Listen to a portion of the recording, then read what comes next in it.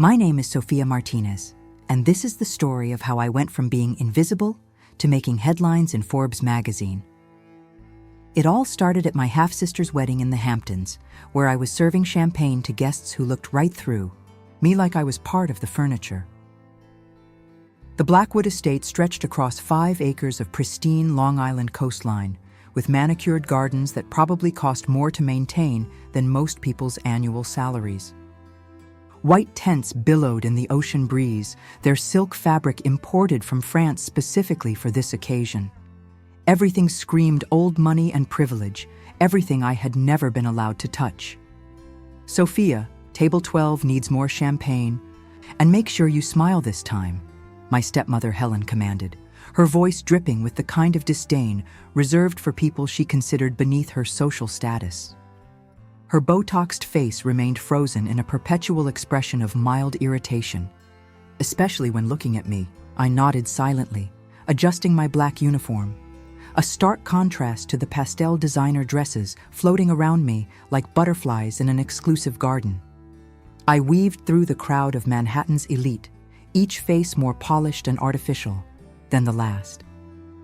Investment bankers laughed too loudly at unfunny jokes, their wives discussing their latest plastic surgery procedures over imported caviar. The wedding was everything Emily had dreamed of since she was 12. Crystal chandeliers hanging from temporary structures, white roses flown in from Ecuador that morning, and a guest list that read like a who's who of Wall Street corruption.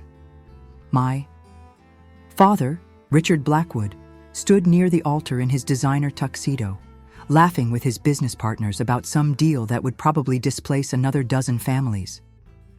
At 62, he still commanded attention in any room, his silver hair perfectly styled and his smile as sharp as a knife. 23 years ago, he had an affair with my mother Maria, who worked as his housekeeper in his Manhattan penthouse. When she got pregnant with me, he paid her $50,000 to disappear and never acknowledge me as his daughter. I grew up in a cramped 2-bedroom apartment in Queens, watching my mother work 3 jobs to keep us afloat while he built his real estate empire on the backs of families just like ours. She cleaned offices at night, worked in a laundromat during the day, and took in sewing on weekends. Every dollar was stretched, every meal carefully planned, every dream deferred for survival. "Excuse me, where's the restroom?" asked a woman, with kind eyes and an expensive Hermes handbag. Unlike the others, she actually looked at me when she spoke, seeing a person instead of a service. I pointed toward the mansion's east wing, past the library filled with books my father had never read and the art collection he'd acquired to impress clients. "Down the hall, second door on your right, ma'am." "Thank you, dear. You know, you have beautiful eyes. Very intelligent. Are you studying somewhere?" The question caught me off guard. Most guests didn't engage in conversation with the help. "Columbia, ma'am. Journalism and business." Her eyebrows raised with genuine interest. "Impressive. Keep pushing. Forward, sweetheart. The world needs more young women like you telling important stories." As the ceremony began, I positioned myself behind the catering station, watching Emily walk down the aisle in her custom Vera Wang dress that cost more than my mother's yearly rent. The fabric seemed to float as she moved, each bead hand-sewn by artisans in Paris. My father's eyes glistened with pride, the same pride he'd never shown me, not even when I graduated summa cum laude from Columbia while working 2 jobs to pay for textbooks. When the minister asked if anyone objected to the union, I felt that familiar knot in my stomach tighten into a fist. For a moment, I imagined standing up and announcing the truth, that the bride's father was a criminal who had destroyed thousands of lives to pay for this fairy tale wedding. But I stayed silent, as I always did, swallowing the words that burned in my throat. During the reception, as guests danced to a live orchestra flown in from Vienna, I overheard my father talking to a group of investors near the bar. They were discussing a new development project in Queens, specifically my neighborhood. He was planning to demolish 3 blocks of affordable housing to build luxury condos, displacing over 200 families just like mine. "It's all about maximizing profit margins," he laughed, gesturing with his crystal glass of 30-year-old high Scotch. "These people don't understand property values anyway. We're actually doing them a favor by forcing them to find better neighborhoods." The casual cruelty in his voice made my hands shake as I arranged champagne flutes on my tray. He was talking about destroying my childhood home, scattering my community like leaves in the wind, and he spoke about it like discussing the weather. That's when I made a decision that would change everything. I pulled out my phone, activated the recording app I'd downloaded months ago, and started capturing evidence. This conversation would become the ammunition I needed for the war I was about to wage, not just against my father, but against the entire system that allowed men like him to thrive. Tell me in the comments where you're watching from, and don't forget to subscribe and hit that like button. Trust me, you won't want to miss what happens next when I reveal the secret weapon I've been hiding for years. The recording from Emily's wedding was just the tip of the iceberg. What my father didn't know was that I had been documenting his illegal activities for 3 years, ever since I started working part-time catering jobs at his social events to help pay for college expenses. While he saw me as just another invisible servant, I had been systematically building a case that would make any federal prosecutor's career. My real education didn't happen in Columbia's lecture halls. It happened in his home office during family gatherings where I photographed documents while pretending to dust his mahogany desk. Bank statements showing mysterious transfers to offshore accounts, emails discussing bribes to city officials with the casual tone of ordering lunch, and contracts with shell companies designed to circumvent affordable housing laws. Every piece of evidence was carefully photographed, encrypted, and stored in multiple secure locations. You see, my mother didn't just disappear after I was born. She stayed in New York, determined that her daughter would have the opportunities she never had. Maria Martinez worked herself to exhaustion, putting me through Columbia University, often surviving on crackers and coffee so I could have proper meals. While my father believed I was just another uneducated immigrant's daughter, destined for a life of service, I was graduating summa cum laude with degrees in journalism and business. The irony was absolutely delicious. While he dismissed me as just the help, I was developing the exact skills needed to dismantle his criminal empire. My journalism professors had taught me about investigative techniques, source protection, and the importance of meticulous documentation.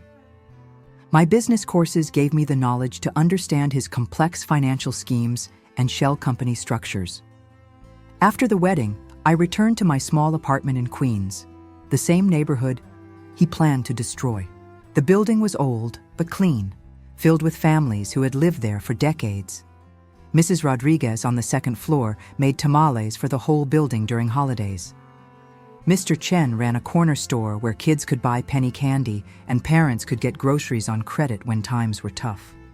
These weren't just buildings to be demolished. They were communities, families, histories that my father saw only as obstacles to profit.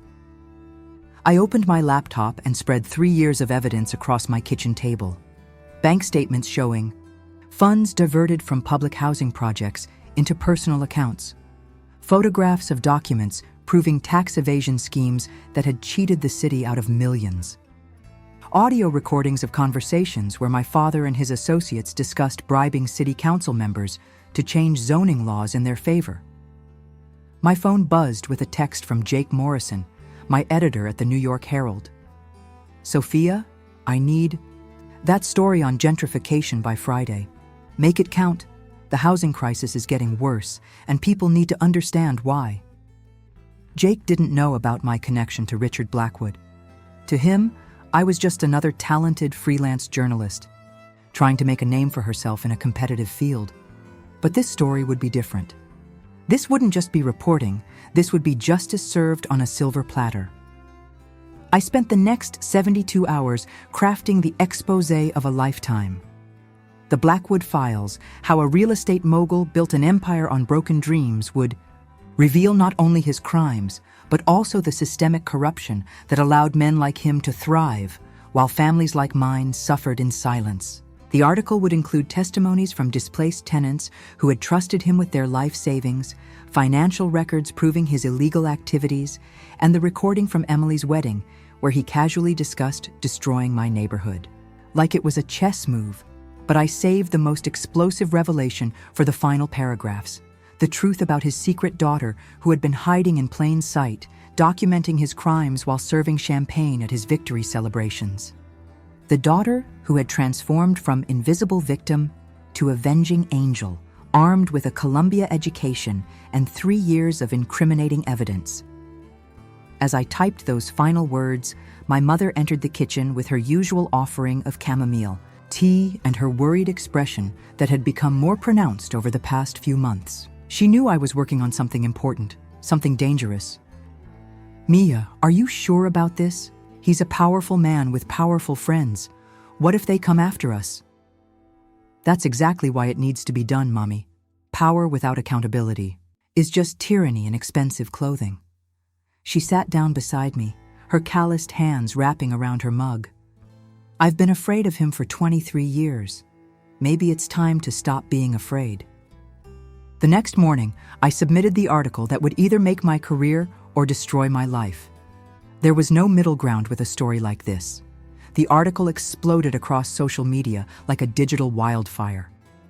Within the first hour, Jark Blackwood Files was trending on Twitter, with thousands of retweets and comments from people sharing their own stories of displacement and corruption. News outlets picked up the story faster than I could track. CNN, MSNBC, The Washington Post, even international publications were calling for interviews and additional information. My phone buzzed constantly with notifications, interview requests, legal threats from expensive law firms, and messages of support from people whose lives had been destroyed by my father's greed. Housing advocates who had been fighting gentrification for years suddenly had the smoking gun they needed.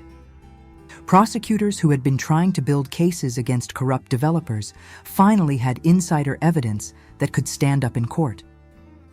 But the real shock came 3 days after publication when my phone rang with a number I didn't recognize. "Martinez, this is Sarah Chen from Forbes magazine. I'm calling about your investigative work on the Blackwood case. We'd like to feature you in our upcoming 30 Under 30 list and discuss how you built your case. When can we schedule a photo shoot? And interview?" I nearly dropped my phone onto my kitchen floor. Forbes wanted to feature me, the invisible maid who had brought down one of New York's most powerful real estate moguls. The magazine that celebrated business success now wanted to celebrate someone who had exposed business corruption.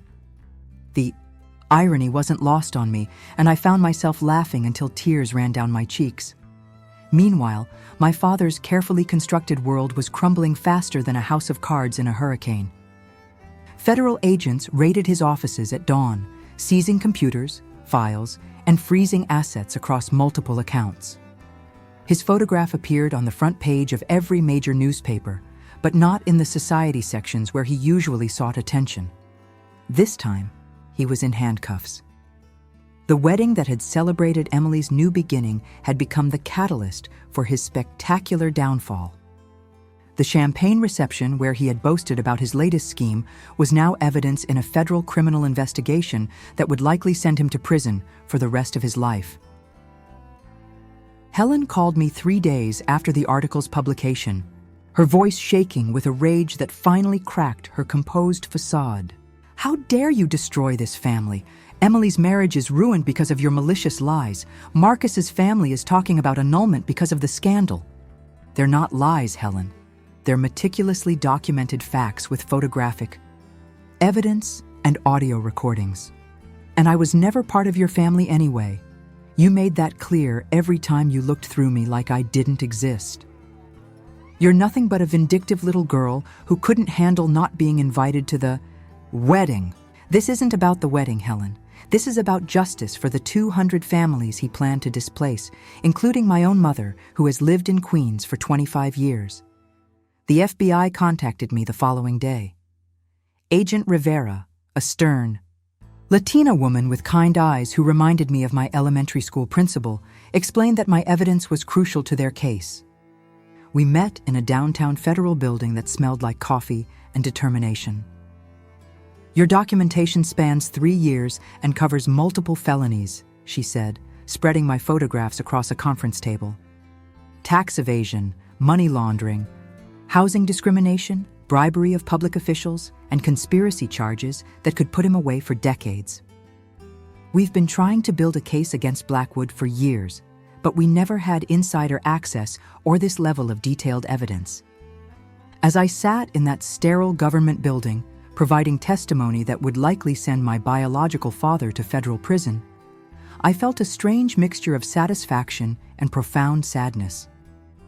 This wasn't about revenge, it was about justice.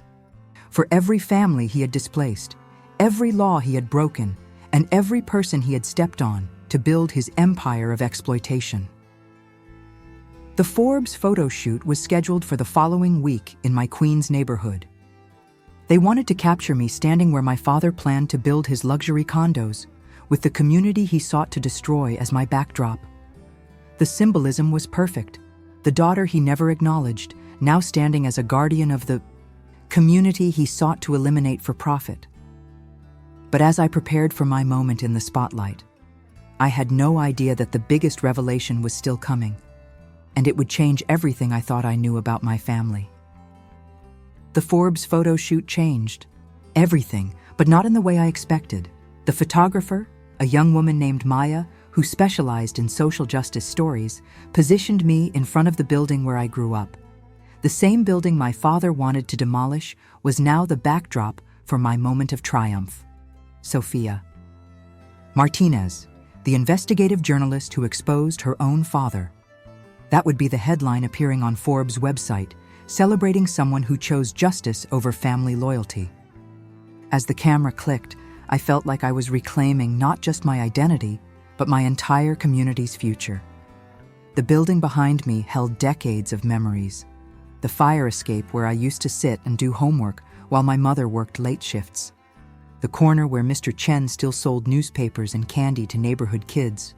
The window boxes where Mrs. Rodriguez grew herbs for her famous tamales. This wasn't just real estate to be flipped.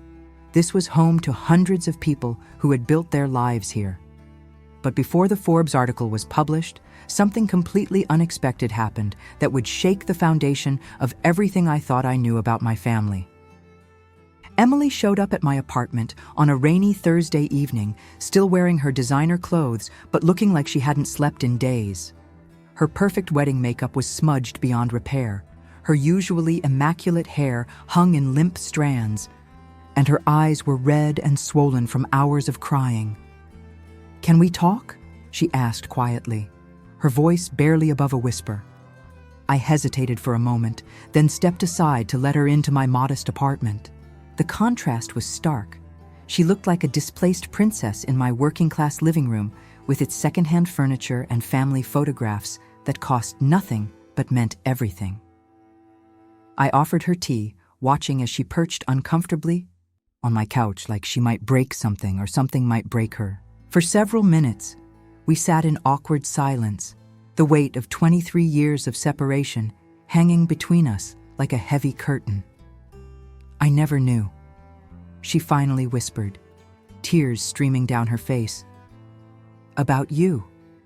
About what Dad was really doing. About any of it. I lived in that house for 20 years and I was completely blind to the truth. How could you not know? You had access to everything. His office, his conversations, his entire life. Because I chose not to see," she admitted, her voice breaking. It was easier to believe he was just a successful businessman than to question where all the money came from. Easier to enjoy the privilege than to examine its source. Emily revealed something that shook me to my core and changed the entire scope of my investigation. She had found documents in our father's private safe, documents that proved he had been paying monthly support to multiple families for over 2 decades. Not just my mother and me, but other women in different cities who had worked for him and disappeared under mysterious circumstances. "There are more of us," she said, her voice barely audible. "Dad has been living multiple lives, supporting multiple secret families while publicly maintaining his perfect image as a devoted husband and father." She pulled out her phone and showed me bank statements she had photographed, regular monthly transfers to addresses in Boston, Philadelphia, and Miami. Amounts that suggested these weren't just one-time payoffs, but ongoing child support payments for children he had never publicly acknowledged. This revelation changed everything. It wasn't just about my story anymore. It was about a pattern of deception that spanned decades and affected multiple families across multiple states. The Forbes article would need to be updated, and I realized my investigation was far from over. "Why are you telling me this?" I asked, studying her face for any sign of deception. "Because you're my sister," she said simply, reaching across the space between us to touch my hand. "And because what you did was right. Those families in Queens don't deserve to lose their homes so Dad can make more money he doesn't need. And those other women and children deserve to know they're not alone." Emily had brought copies of everything: bank records, addresses, even names she had found in his personal files. She was risking everything by sharing this information, knowing it would expand the criminal case against our father and potentially implicate her own mother in covering up his activities. "There's something else," she said, pulling out one final document. "I found a list of properties he owns under false names, apartment buildings in low-income neighborhoods that he's been deliberately neglecting, forcing families to move so he can claim the buildings are uninhabitable and tear them down." The scope of his criminal enterprise was staggering. This wasn't just tax evasion or bribery. This was systematic housing discrimination on a massive scale, a deliberate effort to destroy communities and displace families for profit. Don't forget to subscribe and hit that like button, because what happens next will completely change how you see this entire story and reveal secrets that go deeper than any of us imagined. The Forbes article published on a Tuesday morning, and by noon, my phone was ringing non-stop with calls from reporters, prosecutors, and people claiming to have information about my father's activities. But the most important call came from Boston at exactly 2:47 p.m. "Is this Sophia Martinez? My name is Michael Torres. I saw your Forbes article and I think we might be siblings." Michael's voice carried the same mixture of intelligence and caution that I recognized in my own speech patterns. He had seen the Forbes article and recognized the pattern Emily had discovered. His mother, Carmen Torres, had worked for my father 25 years ago in Boston when he was expanding his real estate empire to New England. Like my mother, she had been paid to disappear when she became pregnant. But unlike my mother, she had moved across the country to Seattle to ensure he could never find them. "I've been wondering about my father my entire life," Michael continued. "My mother would never talk about him, just said he was a powerful man who could hurt us if we ever tried to contact him. When I saw your story, everything clicked into place. Within a week, something unprecedented happened. The three of us, Emily, Michael, and I, were working together like a family we had never been allowed to be. Despite our different upbringings, we had inherited the same analytical minds and stubborn determination. Emily might have grown up in luxury, but she had her father's business acumen. Michael was a software engineer at MIT with a PhD in computer science, brilliant with data analysis and digital forensics. Together, we made a formidable investigative team. We discovered that Richard Blackwood's criminal empire was far more sophisticated and extensive than any of us had imagined. He wasn't just displacing poor families for profit. He was systematically targeting communities of color across multiple states, using a network of shell companies and corrupt officials to buy properties below market value through intimidation, then selling them to developers for massive profits. Michael's technical skills revealed the digital trail our father had tried to hide. Encrypted emails, offshore banking transfers, and coded communications with associates that painted a picture of organized criminal activity spanning decades. The money trail led to accounts in the Cayman Islands, Switzerland, and Luxembourg. Millions of dollars that should have gone to public housing funds but had been diverted into personal accounts. "Look at this," Michael said during one of our late-night research sessions in my apartment. His laptop screen showed a complex web of financial transactions. "He's been stealing from HUD funding, taking money meant for low-income housing and funneling it through shell companies he controls." Emily spread property deeds across my kitchen table, each one representing families that had been displaced. These properties in Brooklyn, Philadelphia, and Miami, he bought them all the same way: harassment, false eviction notices, and bribes. To city inspectors to condemn buildings that were actually structurally sound.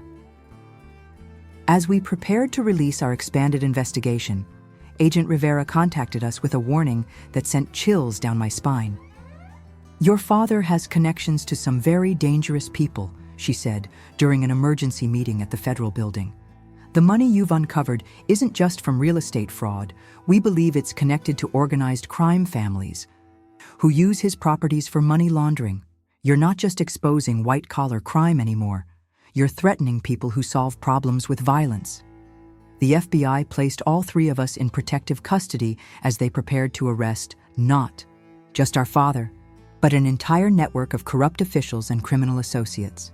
The story that had started as a daughter seeking justice had become the largest corruption case in New York's recent history, with connections to organized crime that reached into City Hall, state government, and federal housing agencies.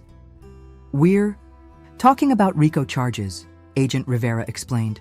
"Racketeering, conspiracy, and organized criminal enterprise. Your father wasn't just running a corrupt business. He was operating as part of a criminal organization that has stolen hundreds of millions of dollars from public programs." But even as federal agents worked around the clock to build their case, our father had one final surprise that none of us saw coming. A surprise that would test everything we thought we knew about family, loyalty, and the price of justice.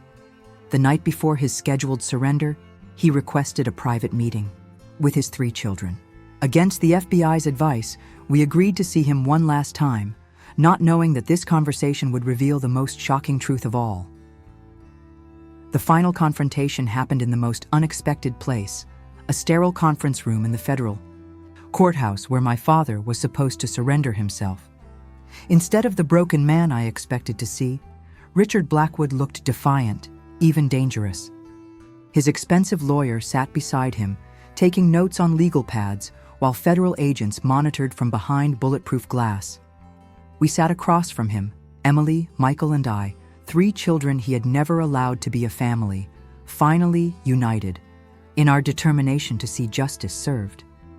The room smelled like disinfectant and fear, the fluorescent lights casting harsh shadows that made everyone look older and more tired than they were.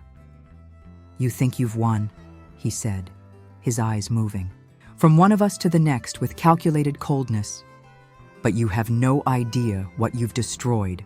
"I destroyed a criminal empire built on the suffering of innocent families," I replied, my voice steadier than I felt. "Families just like the ones who raised us." "You destroyed the future I was building for all of you," he shot back, leaning forward with intensity that made the federal agents shift uncomfortably. "Every dollar I made, every property I acquired, every deal I closed, it was all for my children. Including you, Sophia." Emily laughed bitterly, a sound that held no humor. "By paying our mothers to disappear? By denying Sophia existed for 23 years? By planning to demolish her neighborhood? That's your idea of building our future?" "I was protecting you from my world," he insisted, and for the first time, his voice cracked slightly. "The real estate business is ugly, Sophia. Corrupt officials, criminal associates, families who would rather destroy property than maintain it. I kept you away from it so you could become something better, something clean." "I did become something better," I said, standing up and looking directly into his eyes. "I became someone who fights for justice instead of profit. Someone who uses their intelligence to protect people instead of exploiting them. Someone who chose truth over family loyalty when the two couldn't coexist." Michael leaned forward, his engineering mind focused on facts rather than emotions. The money you're talking about, the future you were building? It was stolen from public housing funds, Dad. You weren't building our future. You were stealing from families just like the ones that raised Sophia and me. I started with nothing, our father exploded, his mask of control finally slipping. My father was a janitor who worked himself to death cleaning office buildings. My mother scrubbed floors in department stores until her knees gave out. I swore my children would never know that poverty, never experience that humiliation. Instead, you created poverty for thousands of other children, I replied quietly. You became the landlord who evicts families, the developer who destroys communities, the businessman who steals from public programs meant to help people like your own parents. The cycle of pain doesn't end with accumulating wealth, Emily added, surprising us all with her insight. It ends with making choices that lift everyone up instead of stepping on others to climb higher. Agent Rivera entered the room, signaling that our time was almost up. Mr. Blackwood, you have 10 minutes before we need to process your surrender. But our father wasn't finished. He pulled out a thick manila envelope that his lawyer reluctantly handed over. There's something you don't know, he said, his voice returning to its businesslike tone. Something that changes everything about why I did what I did. Inside the envelope were medical records, bank statements, and legal documents that revealed a truth none of us had suspected. Our father had been diagnosed with early-onset Alzheimer's disease 5 years ago. The aggressive, increasingly reckless behavior that had led to his downfall wasn't just greed. It was the result of a degenerative brain disease that was slowly destroying his judgment and impulse control. The doctors gave me 10 years, Ain said quietly. 5 years to build enough wealth to support all of my children and their mothers, and 5 years to watch it disappear along with my mind. Every deal I made, every risk I took, was because I was running out of time. The revelation hit us like a physical blow. Emily began crying. Michael stared at the medical records in shock, and I felt the foundation of my righteous anger crack beneath the weight of this new information. Why didn't you tell us? Emily whispered. Because I needed you to stay away, he replied. If you had known, you would have tried to help, and that would have made you accessories to my crimes. I needed you to remain innocent so you could have clean futures. As we walked out of that courthouse, news vans surrounded us, reporters shouting questions about the family drama that had become a national story. The Forbes article had sparked conversations about corruption, family secrets, and the price of the American dream. But now it had become something more complex. A story about a father's desperate attempt to provide for his children, even as his mind betrayed him. 6 months later, Richard Blackwood was sentenced to 15 years in federal prison, though his lawyers successfully argued for medical care due to his declining condition. The money recovered from his criminal enterprise, over $200 million, was used to establish funds for affordable housing in Queens, Boston, Miami, and every other community he had targeted. Emily used her inheritance to start a nonprofit organization fighting housing discrimination and providing legal aid to families facing eviction. Michael developed an app that helps tenants report landlord abuse and connects them with legal resources and advocacy groups. And me? I continued investigating, continued writing, and continued fighting for the invisible people who deserve to have their stories told. But now I also visit my father every month, watching Alzheimer's slowly erase the man who had been both my greatest enemy and the reason I developed the skills to fight injustice. Sometimes the greatest victory isn't destroying your enemy. It's learning that the world is more complicated than heroes and villains, and that justice must be tempered with understanding and compassion. Don't forget to subscribe and hit that like button if this story inspired you to never give up on fighting for what's right, even when the truth is more complex than we expected.